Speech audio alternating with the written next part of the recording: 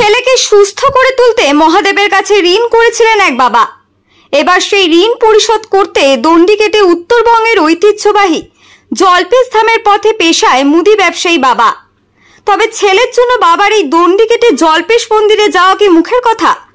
শুয়ে শুয়ে দণ্ডি কেটে জলপেশ মন্দির যেতে প্রায় 5 দিন সময় লাগবে। রোদ বৃষ্টি থেকে নিস্তার পেতে দিনের বেলাকে এড়িয়ে যাচ্ছেন প্রশান্ত। সূর্যের আলো নিভতেই বেরিয়ে পড়ছেন তিনি। সঙ্গে তার স্ত্রী, আত্মীয়রা একটি ম্যাট হাতে এগিয়ে যাচ্ছেন।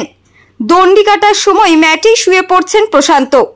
দাগ কেটে ফের দাঁড়িয়ে পড়ছেন। তবে সমস্ত কিছুই নিয়ম নিষ্ঠা মেনেই বাইরের খাবার না খেয়ে বাড়ি থেকে খাবার তৈরি করে তাকে পৌঁছে দিয়ে যাচ্ছেন বাড়ির লোকেরা।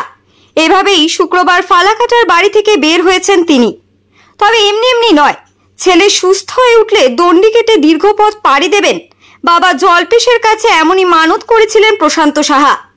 ফালাকাটা থানার সাতপুকুরিয়ার বাসিন্দা, পেশায় মুদিখানার মালিক প্রশান্ত। ছেলে সুস্থ হয়ে উঠেছে, তাই এখন দণ্ডি কেটে মহাদেবের কাছে জলপেশ মন্দিরে পুজো দিতে যাচ্ছেন প্রশান্ত। গোটা রাস্তায় তাকে সহযোগিতা করছেন তার স্ত্রী, আত্মীয়রা। স্ত্রী ঝুমা সাহা বলেন, আমার ছেলে গত বছর খেলতে খেলতে গরম জলের মধ্যে পড়ে গিয়েছিল, অবস্থা খুব খারাপ ছিল। শিলিগুড়ি নিয়ে যাওয়ার সময় জলপেশ বাবার কাছে স্বামী মানত করেছিলেন। এখন ছেলে সুস্থ থাকায় এবার দণ্ডি কেটে জলপেশে যাচ্ছেন। আমরাও তার সঙ্গে নানাভাবে সাহায্য করছি। মানত রাখতে দীর্ঘ পথ পার করেছেন প্রশান্ত। শুক্রবার রাতে তিনি দণ্ডি কেটে বাড়ি থেকে ফালাকাটা হয়ে এগিয়ে যান। ফালাকাটা থেকে শালবাড়ি দিয়ে ধূপগুড়ি হয়ে ময়নাগুড়ির উদ্দেশ্যে যাচ্ছেন তিনি। তার এই সততা বজায় রেখে ব্রত পালনকে কুর্নিশ করেছেন অনেকে।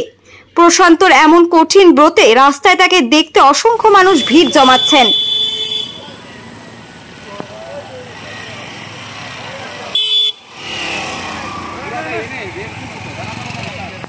তুল